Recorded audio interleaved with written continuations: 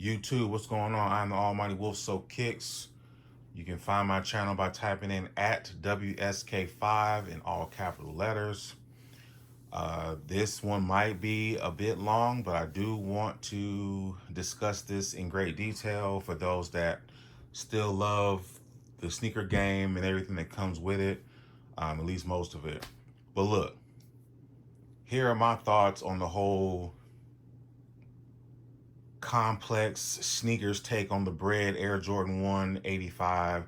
You guys call it Bred. They're just black and reds to me because I've been collecting and been a part of the culture for so long.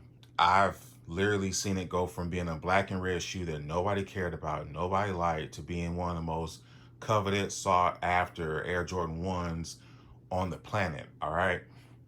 Y'all remember these shoes used to pop up in outlets for less than $60 and they retail for like $100.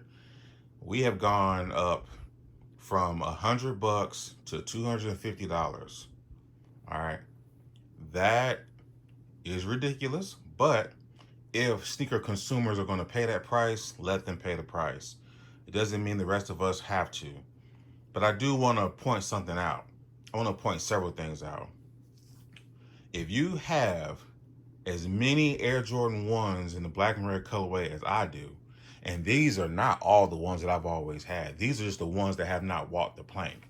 These are the ones that I for sure have to have in my collection. If you have as many as I do, and you may have even more, can you really be upset that you won't have another black and red Air Jordan 1? Is it really because this is supposed to be close to the 1985 pair, which they've told this story a couple of times and they still haven't got it right? I'm talking about the overall silhouette, execution. They still haven't got it right, okay? Once again, they're selling us on this whole premise that these are supposed to be the creme de la creme of Air Jordan 1s in the black and red colorway. Can you really be upset if you don't get this pair if you have certain key Air Jordan 1s in your collection already?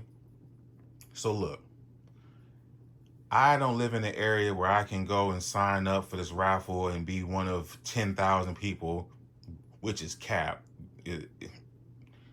Anyway, I don't live in the area to even have a shot. But I'm one of those people that think perhaps this is a setup for everyone that wants these to feel rare and special for some odd reason, to get their pairs first, and then the rest of us will get like a GR opportunity. I could be wrong, but look, to me, they're missing out on a lot of money on this particular shoe. If any shoe that they should have made extremely limited and only come out in certain stores, it should have been a totally different shoe from this one. This one is supposed to be it for everybody. I don't think they wanted all of us to leave the sneaker culture uh, after so many failed attempts of them getting this particular silhouette right. So this is their whole ploy, right? This is one of many, many angles that I've tried to look at this thing. But just hear me out here. Can you really be upset if you have certain key shoes? All right. So look, I'm gonna go down the line. This is a retro. These actually came out in like 2008. These are the Jordan 1 Alphas. All right. My shoe is actually from I want to say 2015. Give me 1 second. Yeah, from like 2015. And that was the Nike ID joints. All right. Very nice. These were created to play ball in. If you watch basketball, you've seen Dwayne Wade wear the black and red color and the Chicago pair. All right. These actually came out. Yeah, these came out. Let's see if we can get a better. Yeah, I bought these 2015, but the Jordan 1 Alpha actually is from 2008, if I'm not mistaken. All right. 2015, the returns. I actually wear my shoes. These came with black, white, and red laces, if I'm not mistaken. And should we get the tag on this one too? Come on, get it together.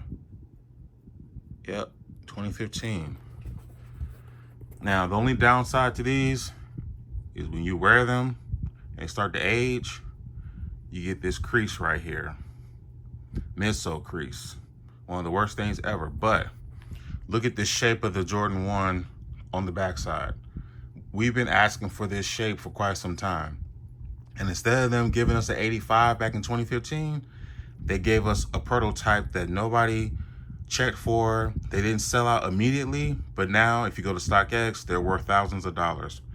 I'm going to continue to wear these until the midsole completely cracks, and then I'm going to restore the midsole as best as possible. But as long as you wear your shoes, paint cracking is going to happen. All right. Next up, the shoe that everyone wanted back in 2015, 2016. This was supposed to be it. Turns out this was just a remastered version of the bands that I do not have. And on the band, I think the whole shoe was tumbled leather.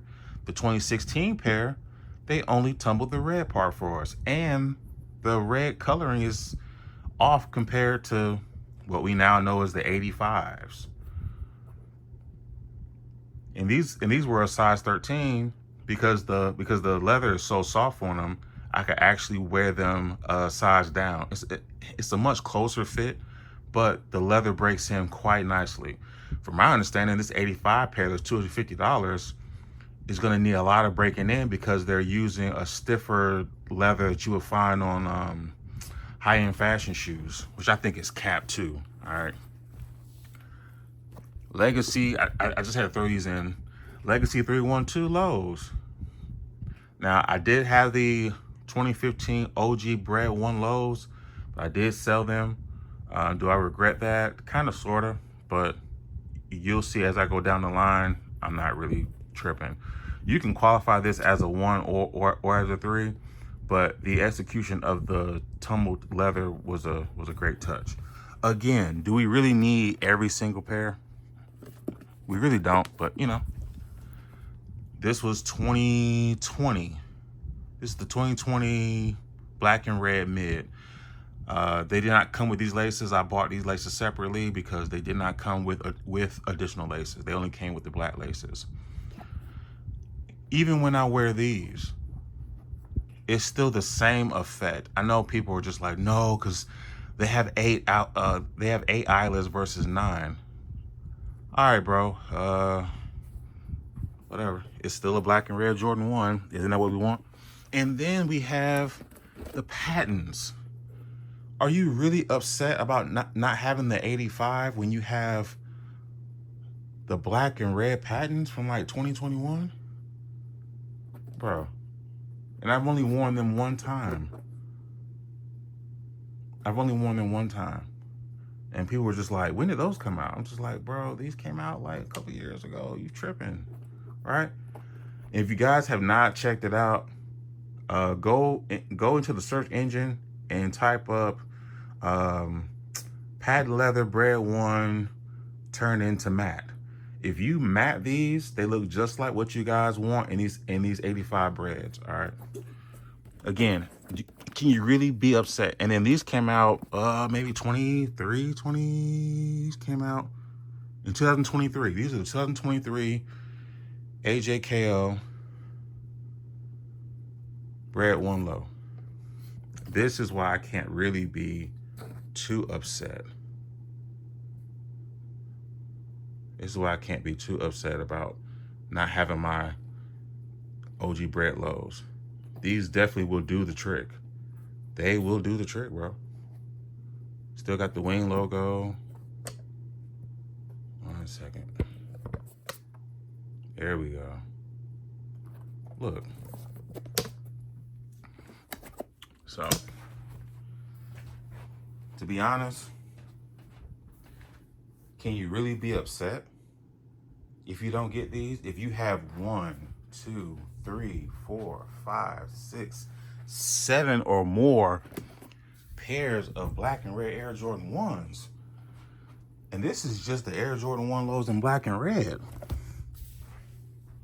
Imagine how many pairs we have in Chicago, Midnight Navy, UNC, Shattered Backboard. Like, some of you guys sound like a bunch of spoiled children. Do we really need that many pair? I mean, we don't. But it's like this. If you can get a pair, good for you. If you can't get a pair, wear what you have. Nothing wrong with any of these pairs at all. And for those that like to talk bad about mids and stuff like that, it's one extra eyelet. And the leather quality, although it's not the best, they tend to last a little bit longer than the high OGs.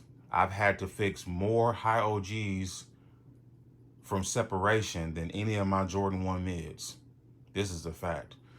But while I'm talking about these Air Jordan 1s, the reason why I'm able to really know the history the way I need to know the history, even though I was born in 1984 and I pretty much grew up watching the Bulls and I watched the Lakers and I watched the Celtics and I watched people's shoes. I had the East Bay books just like everyone else did.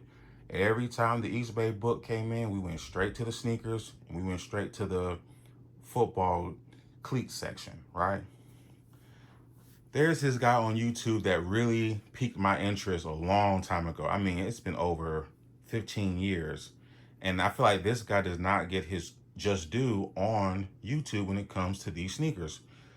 Jumpman Bostic is he's like the oracle of this whole sneaker YouTube space. This guy does not get enough flowers for his contribution. This is one of the first people and only people that I've ever seen that literally had a basement full of Jordans dating back to 1985. Another guy that I can also give credit to into me wanting to set up my shoes in this particular order so I can keep things in this proper perspective is Shoezeum. If you guys don't know who Shoezeum or Jumpman Bostic is, then we can't really have a conversation about sneakers, especially when it comes to being on social media. A lot of people grab Jordan PEs to have in their collection because of Jumpman Bostic. A lot of people know how the Air Jordan 1 in 1985 looked because of Jumpman Bostic. You want to talk about Jordan 12s, Jordan 13s, Jordan 6s, Jordan 7s. This guy has literally had almost every pair of 1 through whatever since the beginning of time. And to my understanding, he was a former basketball player. So I think his basketball timeline almost lines up with Michael Jordan's. I think he might even wore 23 and everything. Like, I know who this guy is, and I think it's crazy how the sneaker culture ran with his style and created these large channels of Cap. And you know, these guys used to wear Team Jordans before they bought their first pair of Jordan 1s. Like they were not a part of this whole thing of ours.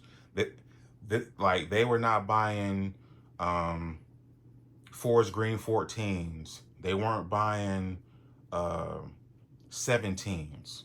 They wasn't buying Carmine 6s. Like, they weren't doing this stuff.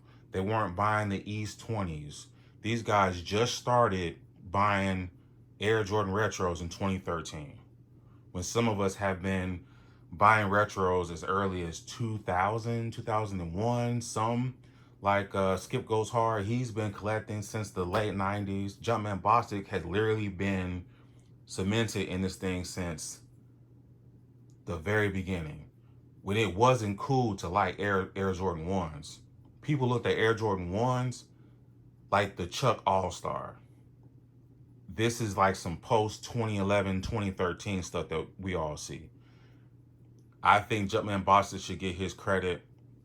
In fact, how I line my shoes up is kind of like how he lined his up. And he literally had a pair of 1985s.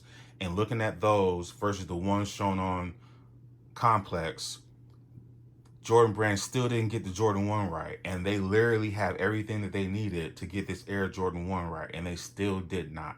So for me personally, I'm not taking a stand because there's no stand to take because I won't have access to this 85 black and red, right? But I can say is for me personally, it's gonna save me $250 for one, and two, it's gonna make me really appreciate all these Air Jordan 1s I already have that I can wear any day of the week. In fact, I think I'm gonna wear every pair up until the day of the release of these black and red ones. Just because I can. I can go Monday, Tuesday, Wednesday, Thursday, Friday, Saturday, Sunday. It doesn't bother a lot of us, right? But I just want to put that out there. A lot of you black and red Jordan 1 enthusiasts are corny. Y'all stole it from people like Jumpman Bostic and Shoezium and countless others that don't get their credit because they don't have the flashy sneaker YouTube content, and they're not constantly getting early pairs and selling pairs on GOAT for you guys to grab after. People inside of this space can say that there are a lot of corny people there. You know, two things can be true at the same time. So yeah, these are my thoughts on the black and red Air Jordan 1, the 1985 cut. Like I said, it's still not quite the cut that I've seen. And to be honest, thanks to Jumpman Bostic, I actually prefer the 1995 pair. It's either 94 or 95. Either way, I think he has the pair. That pair is an exact pair from the East Bay book that actually shows the 1995 pair. It's either 94 or 95. There's some discrepancies on when those were supposed to release, but I digress. That's for you guys to really do your research on, because all these bigger YouTube channels, they're getting the information from the people down here. If they got 100,000 subs and up, and they're telling you about Jordans, and they were born in 1998, fam, they're getting that from people like Jumpman Bostic. They're getting the info from a third and fourth party source. They weren't even around like that. If you were to look up any of these people based on who they really are, not who they portray on YouTube, who they really are, you look at their feet, they were wearing everything but Jordans. I promise you that. But look, I appreciate the patents, the mids, and the 2016, the returns, and the Alpha IDs. They all give me the look that I want when I want to wear a pair of Air Jordan 1s in black and red. I'm not tripping. I'm just saying they still got the cut wrong, and they're going to save people a lot of money. Don't pay resale for those 85s. You're going to be disappointed. All right, you guys. I hope you guys learned something. If not, thanks for watching. Peace.